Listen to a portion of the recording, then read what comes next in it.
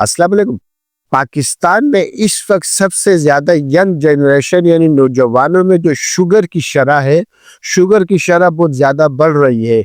यानी आप ये लगा लो कि 20 साल से लेके 35 साल तक जो है ना नौजवान को आजकल जिसको भी आप तीसरे शख्स में अगर आप डायबिटीज़ चेक करते हो, तो उनको शुगर आती है वजह जो है ना काफ़ी परेशानी की बात है कि इस वक़्त दुनिया के 7वें नंबर इस वक़्त पाकिस्तान शुगर में आ रहा है और ख़ासकर नौजवानों में।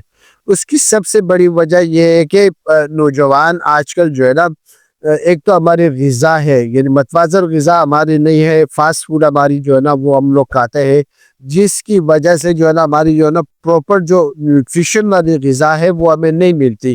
तो आप बाज़ारी खाना खाते हैं जिसे फ़ास्ट फ़ूड कहते हैं, वो सबसे बड़ी शुगर की अलामत होती है। सेकंड पे नंबर पे बात जो है ना, वो जो है ना 2-2 नौकरियाँ करते हैं स्ट्रेस की वजह से, काम की वजह से, घरेलू हालात की वजह से, तंगी की वजह से। यानी अपने करियर के लिए वो सुबह अलग ड्यूटी करते हैं, फिर मिडनाइट में या नाइट में वो अलग करते हैं या इवनिंग करते हैं। तो उनको आराम का टाइम नहीं मिलता, उनको जो है ना स्पोर्ट्स की सरगर्मियाँ नहीं मिलती, जिसकी वजह से इंसुलिन रिज़र्व नहीं होता, जिसकी वजह से उनको शुगर हो रही है। तो ये बड़ा लम्हा फ़िक्र है, गवर्नमेंट को सोचते चाहिए कि आया ये कहाँ तक जाएगा।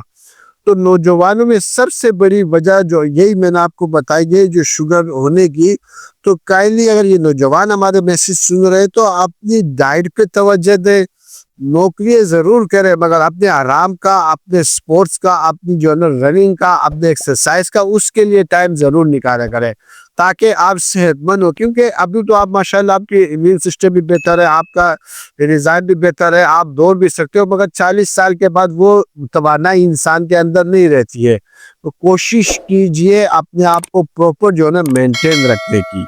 शुक्रिया।